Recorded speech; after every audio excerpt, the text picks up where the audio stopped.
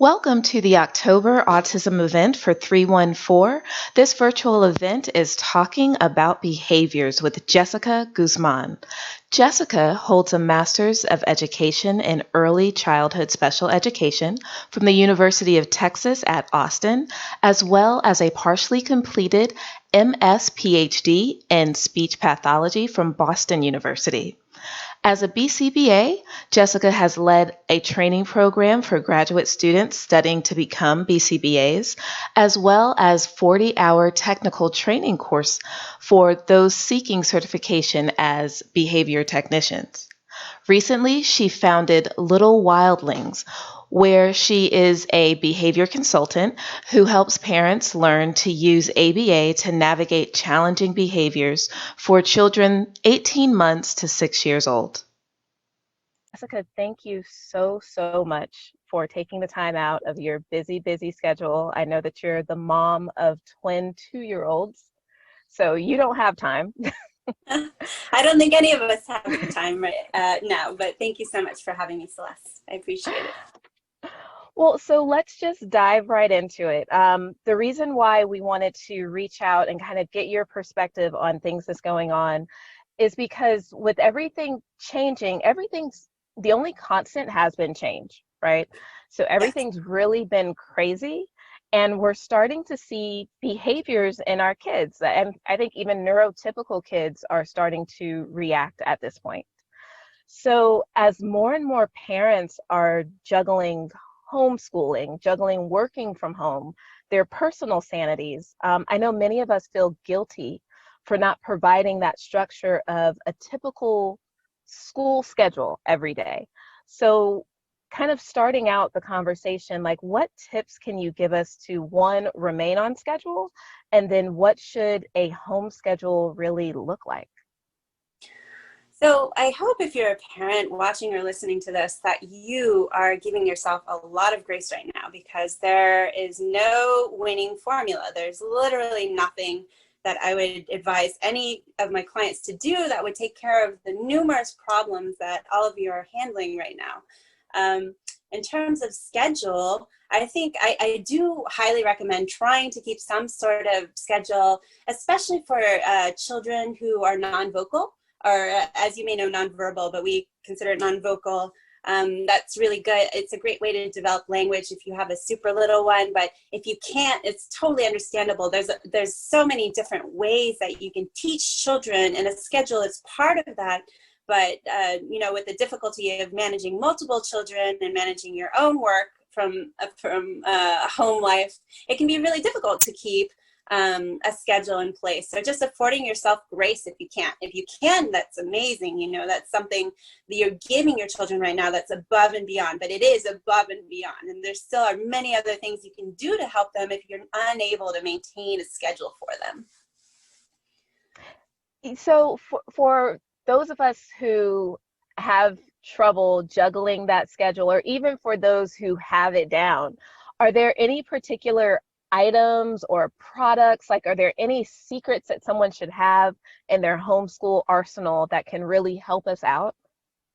Well, a really great homeschool arsenal item I love for everybody. It's one of the first apps I'll recommend to any parent, but specifically parents of children who are on the spectrum, is ChoiceWorks.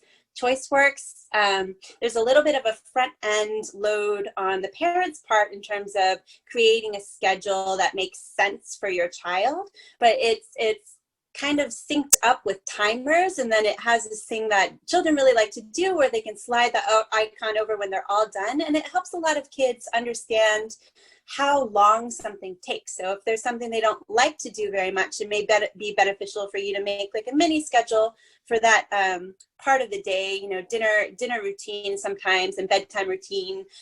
Sometimes kids don't tend to like that routine. So having a little thing that shows them that they're making progress through it, and they get to toggle the screen every time they finish one of the activities, I think is really a helpful way to circumnavigate a lot of behaviors for kids. Also, when children know what's going to happen, and it doesn't have to be a visual schedule, but even just trying to make the effort to let them know in advance, okay, we're going to have dinner, and then after dinner, we're going to take a bath, and then we get to read 2 books, and just reminding them of the steps is kind of another way to implement a schedule with them.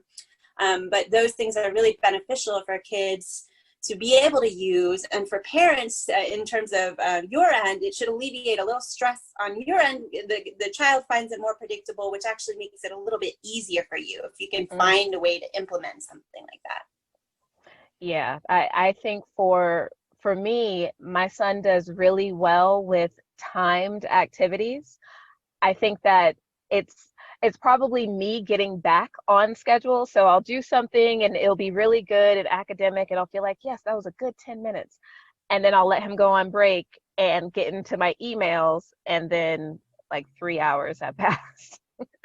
So I think even for parents, just getting on that timed activity, you know, giving your kid maybe 10 or 15 minutes of focused work, and then time yourself whenever you get back into your emails and stuff like that.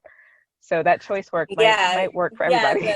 The choice works if you have, like, if your child does well with free or independent play, to time it out for them, or even if if you're needing to do a lot of screen time right now, it's okay. Forgive yourself for that too, because all of us are doing it. Even many of the parents who are giving you another story are likely telling a very different story than what's happening across the board. But families are doing what they need to for themselves, but timing activities for children is really beneficial for them. It's also beneficial for you. Even little things, if you have a child that shows a lot of challenging behaviors around even short duration things. For example, my twins don't like having their hair washed. So I'll do just a 15-second count so they know when it ends. And so they have a sense of that 15 seconds. They're like, oh, this is going to be done. And they are less likely to fight you because they know there's an end to it. And it's not this perpetual activity of torture that's going to last forever for them. It's 15 seconds of hair washing. But just counting something, or there's also another great app to have on your phone is a visual timer for children that shows. It'll have like a little duck that slowly fills up, and when the time terminates, the duck is full and it'll start quacking. So kids really like to watch those things. And if you need them to wait for something, then it also gives them something to do while they're waiting, which is also, on a side note, a really important thing. If you ever ask a child to wait for something, you want to give them something to do in its stead. Okay. Good advice. So with talking about kind of the homeschooling environment and this online learning that we're all trying to get used to, this is really hard for our special needs kids. I think for little kids, it's going to be hard, but then for special needs, it almost feels like the onus is on the parents to really teach. So what advice can you give parents when we're trying to be the teachers? Like, how can we do that? How can we work with teachers? And should we? Like, what should we be doing? This is it's a complicated question. As many of you, there's a really wide variety of teachers in special education. And I'd say some are really highly proficient and are really able to help families through something like a pandemic, where the way we teach people and teach parents has changed. So you're needing teachers that aren't able to only teach students, but teachers who are somehow proficient enough to explain the methodologies to parents, so parents are able to implement, because teachers cannot do it effectively from the other side of the screen. And that's consistent with the evidence. Is you cannot expect a 5-year-old to sit in front of a screen and then learn very much. It's just they're literally not wired for it yet. And even older children, we wouldn't expect them to sit for very long. So you add special needs to that, and it's really a recipe for very much of the onus is placed on the parents. So I think all of you who are watching this as much as you can, self-advocate to the teachers and ask them what they would be doing if your child was in class. How would they be doing this? What would they do if they started walking away from the activity? What would they suggest to do if your child is not interested in whatever activity they have going on? So I think many of the special ed teachers have at least a little bit of applied behavior analysis training. Pretty much all teachers across the states and schools should have some kind of minimal understanding.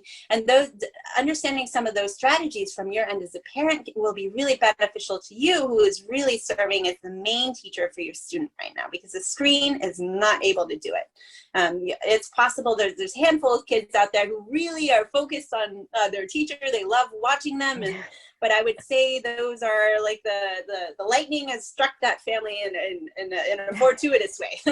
It's not the situation for the vast majority of people. You don't have kids who are willingly participating in their educational programs right now. No, and I'm glad that you say that you are seeing this across the board, and I'm not feeling like it's just me, because sometimes you hear other people's stories and you think, wow, that's not me. Like, what am I doing wrong? But I think that more often than not, we're finding that more people are struggling, even if they're not struggling out loud. So it's nice to know that we're not alone. No, I think everybody is struggling, or I'd say the vast majority of people are struggling, but from a behavioral perspective, there's a lot of shame placed on parents for admitting to any struggle. So we don't see it happening, even though it's happening across so many families. And I think, it's been happening already to special needs families who are trying to grapple with an educational system that's teaching something within the school that often doesn't translate into the home. So all of these protocols that are being used are maybe working in the school, but aren't necessarily working for the needs of the home. So it's already been happening for special needs families. And now I think it's just happening for everybody. Children are not designed, again, to sit in front of a screen or be deprived of friends or playtime, and there's too many things missing from the equation for there to be, I think, a lot that we would be able to expect from virtual schooling outcomes right now in terms of the longevity and progress. Yeah. I think if you see any progress, that's incredible. If you're a special needs parent right now, seeing any sort of progress, again, you have won the lottery. That's totally awesome. But I think, kind of just being able to maintain some sort of status quo and not having behaviors get worse, if you can self-advocate and find resources for yourself and advocate with your teachers so you can figure out how to navigate a lot of these behaviors in the home, and also figure out how to become, I'll use a little bit of jargon here, reinforcing. So really exciting for your child so that they want to learn from you. And so you're starting to associate yourself with good things in their lives. And so they don't start to dislike schooling. And I think that's a really big risk that we are, that education is making a mistake with right now, is pairing education with things that are undesirable or boring, because we're just not wired to learn this way. So many kids are being forced to educate. And when education, and learning is something beautiful, and it can be really fun. And I think our situation, unfortunately, takes a lot of the fun out of it. So expecting kids to push through is a little bit unreasonable, I would say, just a little bit. No, I really like that. I mean, I think like a couple of things that you said that I want to key in on is, one, I completely agree with you with the pairing education with something that's not desirable. Like, and I'm not sure, I think that even pre-COVID, we were there, right? Like, just school is just a bad word and something that caused anxiety for people. So I think that somehow, some way we got on that path. But another thing that you mentioned was playtime. And I think that using that playtime could kind of steer you back to a more positive way. Are there different playtime activities that you would suggest for parents of kids on the spectrum? Well, if you know, anybody who knows me knows I am the biggest advocate for play in the world. So all the applied behavior analysis I use is done through play, and learning how to do a little bit of mixing those two things, so ABA and play, will make you a really, really effective teacher for your children.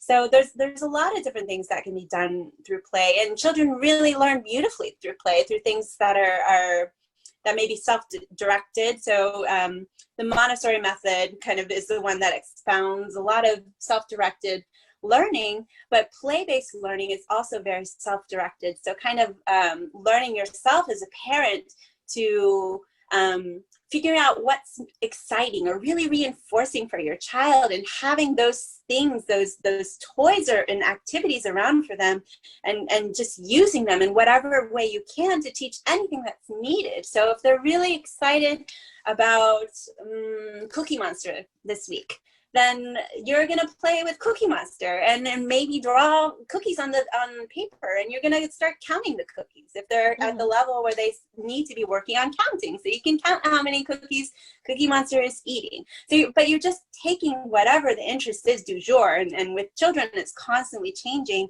and you're using that as an avenue to teach anything. And this strategy, if any of you want to look up, it's called incidental teaching, and it's a really difficult teaching strategy, I think, to execute. But if you can, research it a little bit, if you're going to research something amid all of the free time that nobody has, I would, incidental teaching is just a really beautiful way to use play and have it be led by your child. And then, but you learn how to teach a variety of things, and you just use the items you have around you. I'm not explaining it very well because there's a lot of pieces to it, but it truly is an amazing way to teach a child that they love, and that then starts having them associate learning with fun, as opposed to learning with something that I have to do, check off every day, like brushing my teeth. I brush my teeth every night before bed. I put on my pajamas. We don't want learning and education to be like that. We want it to be fun. And I think this is an opportunity for parents, to learn to teach their kids just a little bit, and to try whatever strategy you can. But it might actually be a little bit of fun for you if you have some time to give to it, to just figure out how to make something really fun for your child, because that is how they will learn better than anything. And that is very much a behavioral idea, which sounds, may sound antithetical to some people, but making sure it's really fun for them. And if they like something idiosyncratic, then using that idiosyncratic thing to make something fun. I've talked for a while, so Celeste, I'll let you ask any questions. No, this is really good. I'm thinking of it's the incidental. Can you say that term again? Yes, incidental teaching. Incidental teaching. Okay, so yes. We definitely want to look up that. Now, everything that you were saying sounds amazing. It also sounds, I'm just going to be a little time consuming. So yes. Parents who are juggling, not only juggling working from home, but also juggling a sibling. Because a lot of parents, don't have that one child to just think about, or even that one age group. I think back on it and I'm like, man, I should have had mine closer together, because that age gap is difficult when you're like dealing with a preteen and then you're dealing with, someone who's under 10. It's just a totally different thing. I can't even imagine. I can't begin to imagine. Yeah. Your twins are a blessing. But is it that whole theory of play and the incidental teaching, can that work for two different age groups, or is that pretty much just for the younger kids? It's mostly for the younger kids. I think there's some principles of it that do translate, you know, because certainly older children benefit from you making something really fun for them. But I think once the educational material they're needing becomes a little bit more technical, then it's a lot more work on the parents' part to make something fun and educational. There's a lot more prep work in that. At the lower levels, it's a lot easier to, you know, you have all different kinds of math you can do, but there's a lot of ways to do it. For instance, I really love to teach math through cooking and through just counting of things like setting the table, common everyday things. It's thinking about your environment in an unusual way, and what's interesting to my child right now, and what could I potentially teach them with. And I think even if you come up with one thing a day that you might be able to teach and just try it, then it's something, you know. And again, if you're getting beyond the status quo, that's great, okay? Because everybody needs to take care of their families and survive first.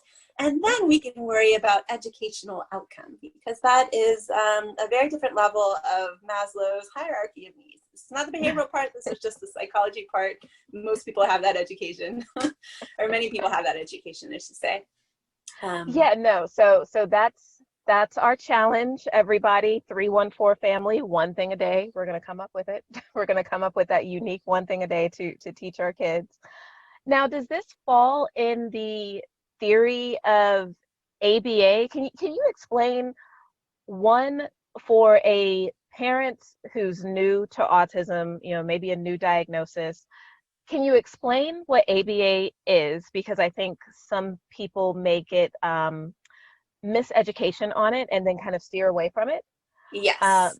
And then also explain, can parents do ABA on their own, or does it always have to be with a professional? So ABA stands for something called Applied Behavior Analysis. And applied behavior analysis is a science. So it's a science that anybody can use. It does not have to be a clinician. It is possible to educate yourself using these behavioral technologies. So you could hypothetically read about them and learn how to execute them in practice. So I think there is a lot of tension around ABA right now from Autistic Voices, who had a lot of very old style ABA, which I don't agree with, and most ABA clinicians today do not agree with the ABA that many or that some people have experienced. But ABA, again, is a science. So it's something that can be applied in many, many different ways. And you as a parent right now could learn about ABA and choose what's meaningful to you and what you feel comfortable with using, components of it. You don't have to use all of it. Any clinician doesn't have to use all of ABA.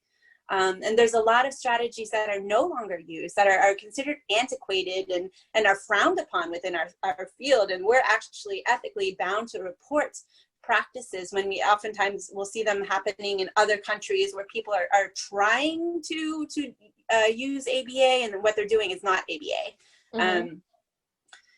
So yeah, I know with my son, so we've been in ABA for the last 4 years, and one of the things that I love about it is I love the incremental piece of it, and then also the tracking of data. Like, I'm a big data person. If you could show me a graph, then I feel good about it, and I feel like it's a box that you could check off.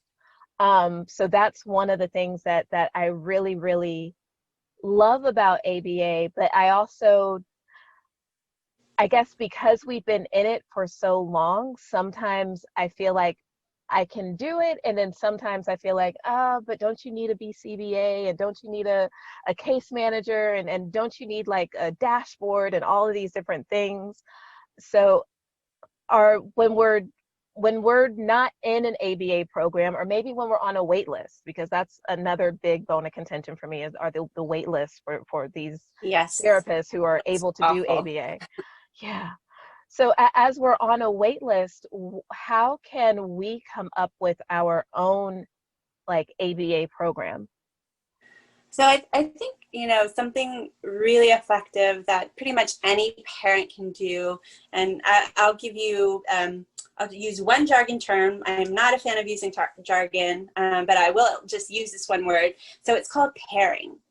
And pairing is a strategy of kind of associating yourself with things that are pleasurable and fun for your child. And I think in the stress of COVID especially, we give a lot of reprimands, and we might use a lot of kind of punitive language with our children, mainly because we're stressed personally. So a lot of it comes out, and unfortunately they are the recipients of our stress. So pairing resolves this in many ways. So it's just spending time out of every day doing things that your child in particular loves. So it's going to having some dedicated amount of time, maybe 15, 20 minutes a day. You probably need quite a bit more than that, but minimally that amount. I always recommend in the morning, and then you are doing, everything is led by them. If they want to look at the lines on the walls, you're going to look at the lines on the walls with them, and you're going to narrate what they're doing. You're going to narrate their play. You're going to play a lot with them in whatever manner they want to play. If they only want to talk about Pokemon, then you're only going to talk about that Pokemon for that 20 minutes. So that 20 minutes is a gift to them. And it's associating yourself with these things that are good for them. And what that does is later on, when you ask them for something you need, they're more likely to comply because you have paired yourself with good things. And then it makes them start to want to give to you a little bit. Because if you are only giving out things that are punitive, if you're only giving them directions, join your Zoom call, put on your shirt, tie your shoes, it's time to do your next Zoom call, then we become associated with somebody that they want to ignore. So they may actually start to ignore us. They may start to walk away when they hear our voice call their name. So that's why, as a parent, it's something easy to do is have those dedicated intervals throughout the day where you're spending time just doing that. But that's an ABA strategy, and it's a strategy that most good clinicians will use at the beginning of every session with a client. It should be used throughout, but I'd say minimally at the beginning of every session. And then when you just get to know somebody, you do what's called pairing with them. And it's just giving this gift of your time and your energy and just focusing on what's important to that person for this short period of time. But again, that gives you it gives you a little bit more control than in some or the likelihood that they will respond in a positive way to your requests, your parental requests to do things increases then from having this dedicated amount of time you spent pairing with them. Yeah, I think that what you just said right there is so important. And even with older kids, like as you were talking, I was like, my son, my 12-year-old, comes up to me all the time and wants to show me YouTube videos of things that are funny to him. And the first thing he'll say, Mom, come watch this YouTube video. And I'm like, how long is it? That's my first thing that comes out of my mouth. But really, I could use that time to pair and to be with him in that moment. And I think that is probably just a really good, I think, thing that we can use really in our everyday life with our kids, with our other relationships. Like, don't always be the asking for things, because we ask for things in a variety of ways. And I think this is something that's confusing to many people. So when we tell our child to go eat breakfast, we're asking them for something. When we tell our child, don't do it like that, we're asking something of them. So it's kind of a big take system, and you don't realize how much you're taking from people.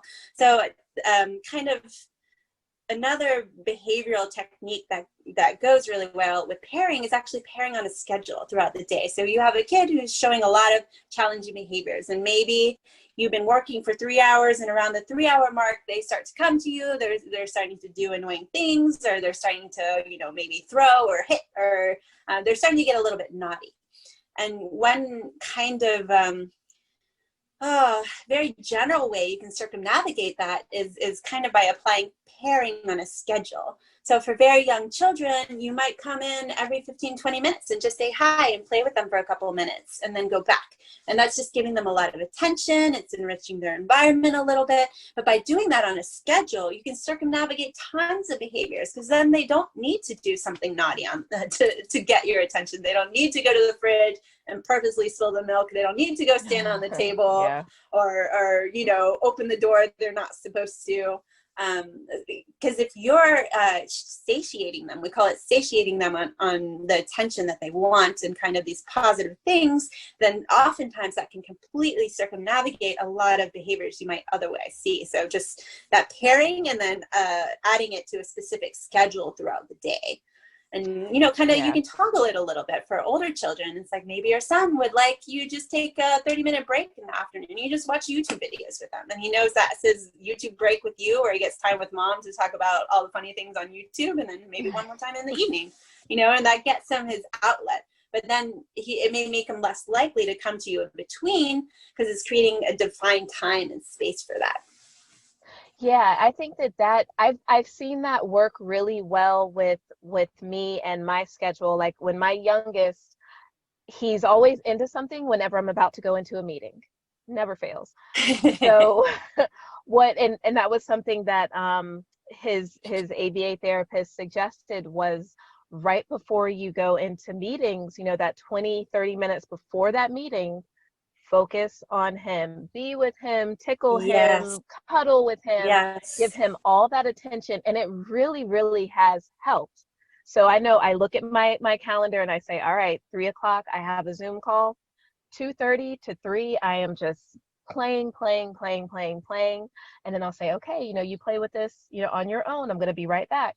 I go and have my Zoom call, and he's usually pretty good. They gave you the perfect intervention, Celeste. That's great to do. And it's just a matter of then us of changing our own behavior to do our planning and prep work for meetings a little bit before. So then right before, we're spending time with our children so they don't need us. We have an hour-and-a-half meeting, and they're like, I can't handle myself anymore because I'm 5 and I need entertainment and play. And they're not going to make it through that hour and a half, but it makes it a lot more likely if you're giving them that time right before you need to start. So yes, I would suggest that to every parent listening to this too. That's a really great strategy. Yes. Get the play, get the snacks, get everything together, and then go have your meeting. Yeah. Mm-hmm. So just to shift gears a little bit, I know in your background, you've done a lot of research on speech and neuroscience. So I kind of wanted to get a little bit technical with you, a little bit sciencey, and talk to you about what you've learned in your research, what you've seen in your research for kids who have speech delays, who are nonverbal. Is there anything new coming out of the research that parents need to be aware of, or any new techniques or anything that you've seen in your research? Okay, so that research, I'll give a little backstory here. So Celeste is referring to, I started a master's PhD program many years ago in speech pathology, and I used to be a neuro researcher, which is definitely shaped the way I view behavior analysis.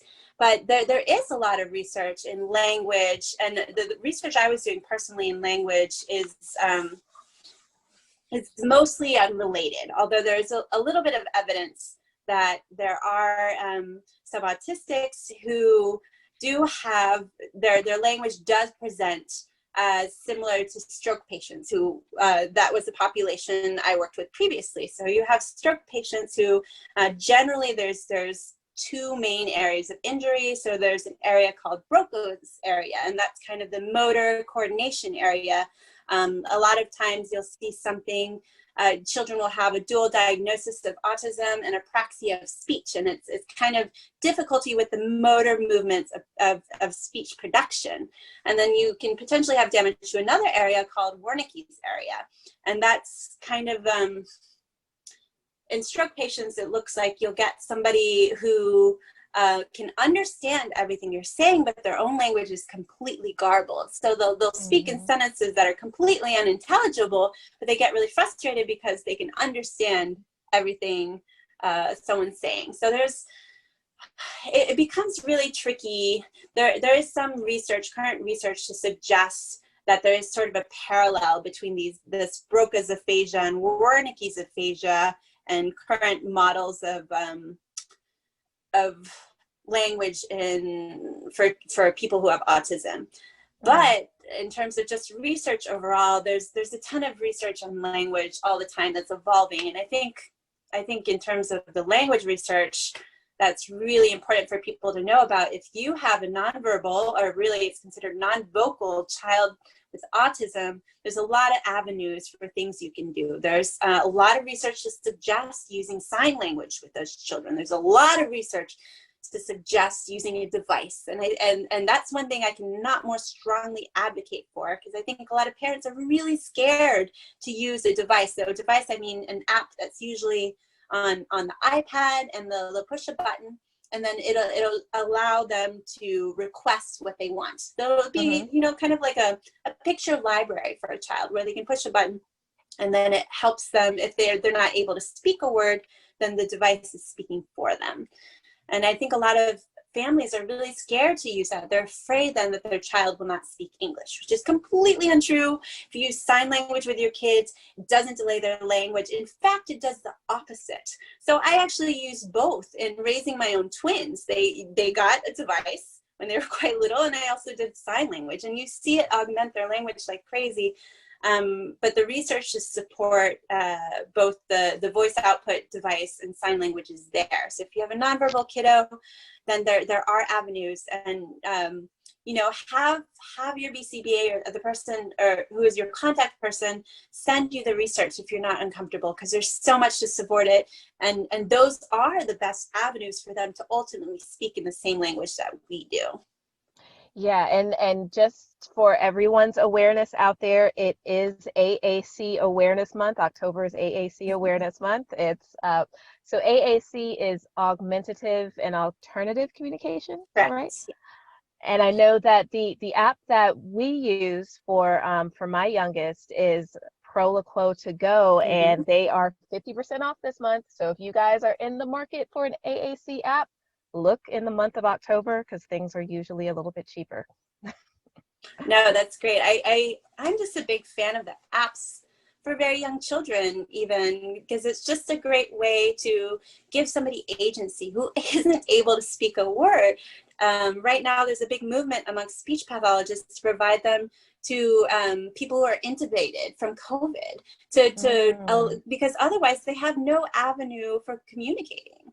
So it's, this is really a resource, and it's one of the most underutilized. There's a lot of these apps that are amazing, and you can even integrate video in them, video routines from your day, and it makes things easier. And just communication generally is another really great way to circumnavigate all sorts of challenging behavior, because a lot of times someone has challenging behavior, and it's because they're trying to tell you something that they want, and they can't do it effectively or in a way that you understand. So this is adding that intermediary piece so that you can understand them, and while they're working on saying the word that you're hoping they will say, you're giving them an avenue to communicate that. So then they don't need to go smash their iPad on the floor, or they don't need to go punch somebody.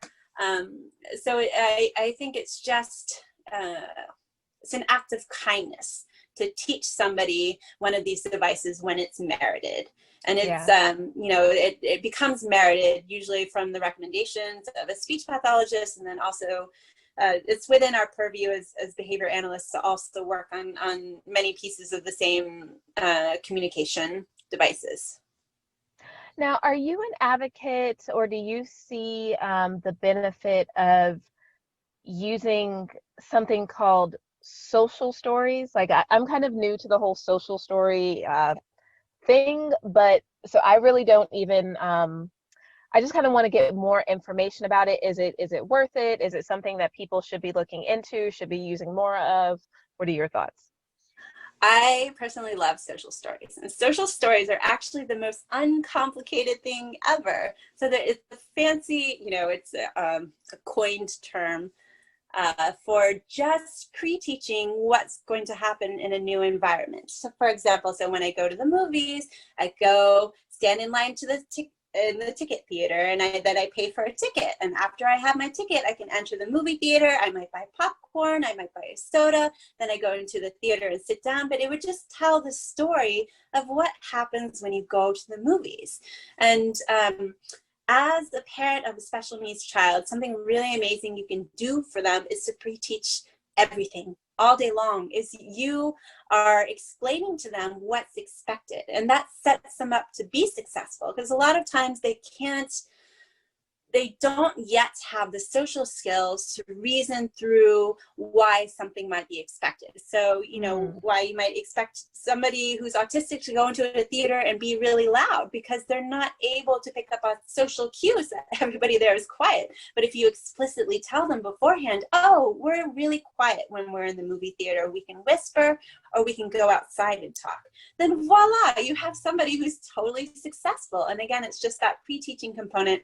The social story is just formalizing it into a whole story around an event. But I forget the maker of social stories. But there's you can look up social stories. So a lot of them are pre-made for common things that one might experience. So going to the movie theater, going to the park, going to visit grandma and grandpa, you can make them yourself. You can, now I know there's a ton of them for putting on a mask, which is really helpful, kind of to help kids. I think they're great for neurotypical kids too. Just anytime where the expectations are going to be new, or you have a kid who's struggles with dinner every night, then you might prepare a little social story for them. And again, it can be something you make up yourself beforehand. You know, it's better if you write it down, because it's adding the consistency component. But if you think you can be fairly consistent in telling them a story, then that's what you're going to do.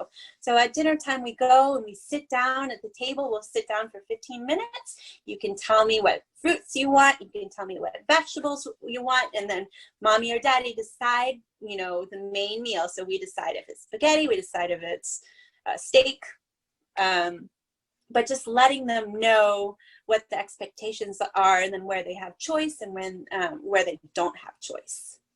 Yeah, and I like that you say that we can kind of customize these stories ourselves, because I'm even thinking if you put your child's picture in the story, that's probably going to connect even more. Like if you're putting your, you know, their room and their dinner area, it might even tie the whole dinner function all together a little bit more.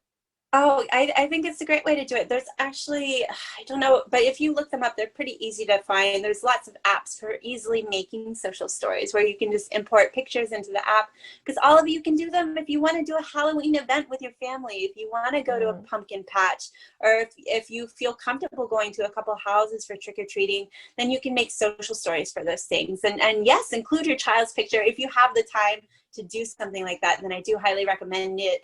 So we call it individualization. Anything you can make that's specifically tailored to them is an evidence-based practice for kind of recruiting their interest. And that recruited interest then makes them more likely to be successful and to follow through with the event or the activity you've planned.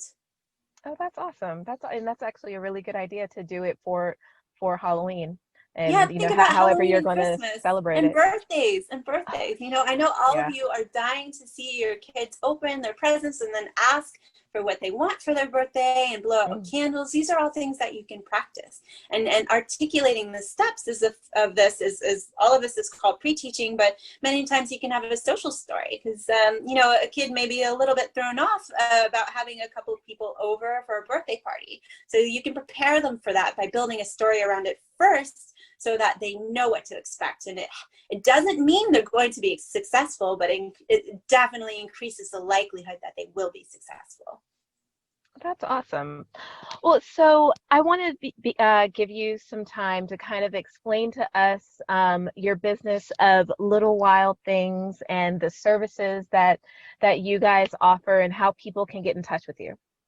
Okay, so I have recently started a business in the last 3 months of COVID. It's called Little Wildlings, and it's a pretty slow march right now. So I was Celeste and I were talking previously. I have 2-year-old twins, and my work time is allocated to the night. But I'm in the process of making some classes for parents. And my classes are not specific to parents of autistic children. They're for any parent who wants to utilize a little bit of a behavioral approach, because my goal is to teach parents the behavioral principles themselves so that they can go and employ strategies themselves, because I see a really big need for it. Yes, there is a big need for it. No waiting list. Okay, go ahead. no waiting list. And it would be many people in one class, and ideally kind of cohorts where we could support each other's learning. But I think it's really important, not really important, it's really useful for families to understand the behavioral principles themselves. And I think it gives them a lot of power and agency to change their lives in a way that's meaningful for them, to understand how to execute these principles at home themselves. And I think there's a lot of ways to easily do that, but it is using then a trained professional. Then I'm giving you the training I got, and I'm trying to pull out the parts that I think are most meaningful for you, to give you those pieces to apply within your life. So I just I've seen, when COVID happened, there was a lot of conversation amongst BCBA, so behavior analysts, people in my role. I had somebody help me with this analogy the other day, which I really like. So basically, we are the doctors of behavior. So the ones you would consult when there's all these problems and you have no idea what to do, you're going to go to behavior analysts. But we realize as a field that we have really poorly trained our families, that when we took away our services and children were coming out of schools, they came out of the clinics, they were even coming out of just removing a behavior technician from the home, that parents still didn't know what to do, and they didn't really understand themselves how to implement, which I think is a very clear failing on our part as a profession, that we did not teach this to people well. And for people that are supposed to be master teachers of behavior, then it just made me really sad that we've failed so many people. So that's my goal, is to try and remedy a very small part of this as best I can, is to teach people how to use behavioral principles so that they can teach children themselves, and they can decide also, when you're dealing with a lot of challenging behavior, is it worth it for me to push through this item, or do I just need to relinquish it? Because there's a lot of things that would require me to give you a lot of oversight. And those are the things that I think I would not recommend to families right now. Anything where you're going to hit a lot of trouble spots, because there's things like that all the time. And I know you mentioned, and it's hard to know what the trouble spots are when you're going to hit them. So just empowering families with strategies that are easy and make sense to use, and leaving the minutia, or the things where you would hit a lot of trouble spots, and leaving those things to the behavior analysts. And when our world returns to normal, having somebody come into the home again to help you with those. I just have a concern, for families that are being asked to execute programming for their children, and then the parents are then becoming associated with things they don't like. And I think the relationship 100% needs to supersede any of the educational components right now, because that relationship is going to persist through time. And the education, I think we can let go of for the moment, and it's ultimately in the benefit of the family to do that. And for my goal, again, is just to give families the strategies that they are able to use with a lot of facility, that are unlikely to arouse challenging behaviors in children, and in fact do the opposite, so that you have a kid who's excited to come to you in the morning and know, oh, it's mommy and me learning time, I get to do cool cooking with mom, or we're gonna go count flowers outside, or something fun for them. Yeah, well, I definitely commend you for starting this business. I see a huge, huge need for it, especially I see the need, and I think that COVID has shined some light on the need, because like you said, there are families who are uncomfortable with having a person outside the family in the home. They're uncomfortable with their kids going to clinic, and now you have an entire year that this child hasn't had ABA techniques and hasn't had tips, because parents just don't know how to continue that. And that is really sad, because we're inevitably going to see some regression. And to be able to be prepared for things like this in the future. You know, COVID has shown us that we really need to be self-efficient. No, we do. But I'm hoping that COVID changes our field for the better, because as clinicians, there's a lot of, we get to bear witness to really beautiful moments of learning. And I think so many of those moments can go to the families if we're teaching the families in the right way. And that's something that, you know, a mother of a child is going to be able to take pride in a completely different way. And that would be something that I love to give to the world, is that information that can be used for families needs to go back to the families. And as clinicians, it is not our role to be the primary intervention there. I think, you know, our role is to teach the families to execute interventions in a way that's meaningful for them, because every family story is different, and sending your child away to clinic is often, you know, it can be necessary, but you have agency too, and you can execute these things yourselves. Don't let anybody convince you otherwise, because you very much can do it, and it takes work, but it is possible. So again, your company is Little Wildlings, right? I think Little Wildlings. Little Wildlings.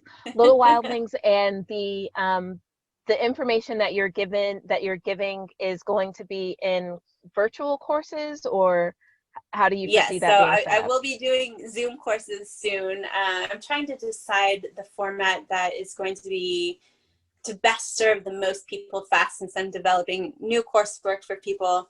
But I think the likely one of my first approaches will be just kind of the survival mode. So a behavioral approach to understanding and navigating tantrums.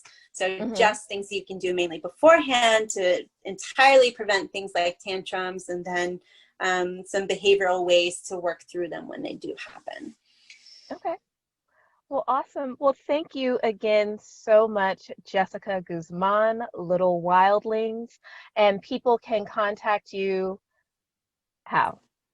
I'll go ahead and list. You can give I'll go ahead and give my email here. So this is my personal email, so please don't send to 100 people. But my personal email is Jessica.m as in Marie .Guzman GUZMAN @gmail.com, and feel free to contact me there if you have questions. And I may be slow to get back to you, but I will get back to you. Yes, she does have 2-year-old twins, so let's give her some grace.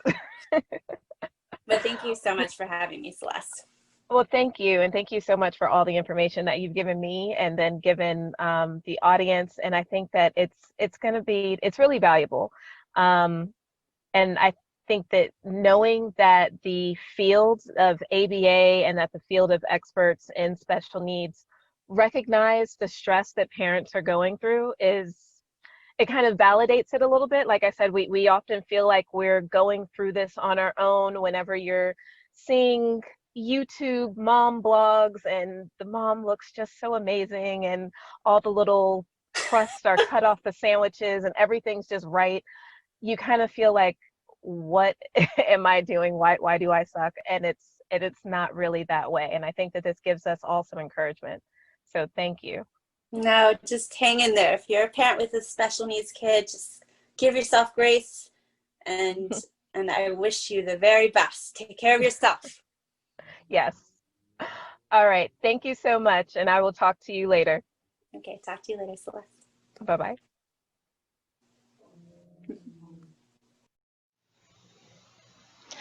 And please join us next month for our free virtual monthly events. Next month, we're going to be talking to a law enforcement officer who does some autism engagement training and getting some tips from an officer on how we can best keep our family safe and help law enforcement to keep our family safe as well. Please look out for the parent training courses that are now available. You can see those at courses.314academy.org. And please subscribe to the website in order to keep updated with different events and activities we're having. As the holidays are approaching and we're all going on Amazon to get our Christmas gifts and our holiday gifts, please consider going to smile.amazon.com and choosing 314 Academy as your charity of choice. This allows Amazon to donate to 314, and it's just a great way to give to a charity, and we would be honored if you chose us to do so. You can find us by searching 3-14 Academy Inc. Thanks a lot for joining.